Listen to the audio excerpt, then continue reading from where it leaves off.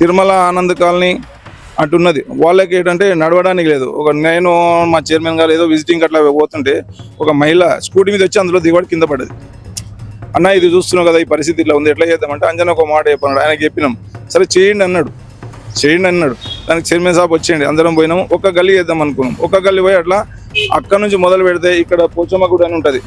Tirumala mega township నుంచి ప్రతి గల్లీ అంటే ఆడ నుంచి ఆనంద్ కాలనీ ప్లస్ ఇక్కడ భగత్ సింగ్ కాలనీ వరకు కూడా అవుట్లెట్ ఎడికల్ పోవాలని ఆడి వరకు కూడా డ్రైనేజ్ చేసినాం. 1.5 ఫీట్ పైపులతోటి ఫీట్ పైపులతోటి డ్రైనేజ్ చేసినాం. అది నా సొంత పైసలు పెట్టి చేసినాం. కాకపోతే కాలనీలో కొంతమంది నాకు అపూర్వకంగా కూడా ఇస్తా అని చెప్పిన వాళ్ళకి కొన్ని ఇచ్చుకుంటూ పోతున్నాయి. ఇంకా రాలే, ఇప్పటివరకు అయితే నాకు రూపాయి చేతికి రాలే. వస్తుందా తర్వాత విషయం, అది భగవంతునికి వదిలేసిన. నేను సంపాదించింది ఈ వార్డులని సంపాదించినా నేను తృప్తిగా ఉన్నా. నేను పెట్టినా వచ్చినా రాకున్నా దాని విషయంలో అయితే నేను ఏ విధంగా కంగారుగా లేను, రాలేదని బాధపడైతే లేను. అంటే ఇప్పుడు వాళ్ళు వేస్తున్న రోడ్లు చిన్న చిన్న గల్లీలకు వేస్తున్నారు, మేజర్ పెద్ద రోడ్లు అంటే మీరు పెట్టిన రోడ్లను వదిలేసిర్రు అని చెప్పి కొంతమంది కాలనీ వాసుల నుంచి కూడా నాకు వినిపించింది. ఎందుకు దానికి ఏం చెప్తారు? అంటే ఎందుకు మళ్ళీ వాళ్ళు ఎందుకు మార్చిర్రా? అసలు మీరు పెట్టే ప్రపోజల్స్ ఏం జరిగింది? ప్రపోజల్స్ మార్చినమని అంటున్నారు, పెట్టనే లేదు అంటారు. మార్చడం కాదు, అసలు ఆయన ప్రపోజలే పంపలేదంట. మీరు పంపలేదంట? నేను పంపలేదంట, ప్రపోజలే పంపలేదంట. 20 లక్షలు పెట్టించిందండి. 20 లక్షలకు ఒక గల్లీ కాదు ఇవ్వాలా.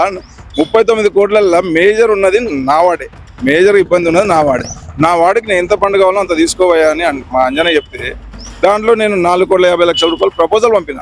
మీద కొన్ని రాసిన, అవి పంపలేదు. ఇంకా కొన్ని ఉండే కొన్ని పార్కులు కూడా మాకు లాస్ట్ మూమెంట్లో మాకు ఇంకా పీరియడ్ అయిపోతానంగా రిజిస్ట్రేషన్ అమౌంట్ ఏది స్టాంప్ డ్యూటీ అమౌంట్ 25 కోట్లు పడ్డది. ఆ 25 కోట్ల నుంచి కూడా మేము టీకే శ్రీదేవి దగ్గరికి పోయి ఎమ్మెల్యే గారికి వినతి పత్రం, టీకే శ్రీదేవి మన మున్సిపల్ టీకే శ్రీదేవి ఏమంటారు సిడిఎంఏ డైరెక్టర్, ఆమె దగ్గరికి పోయి కూడా వినతి పత్రం ఇచ్చినాం.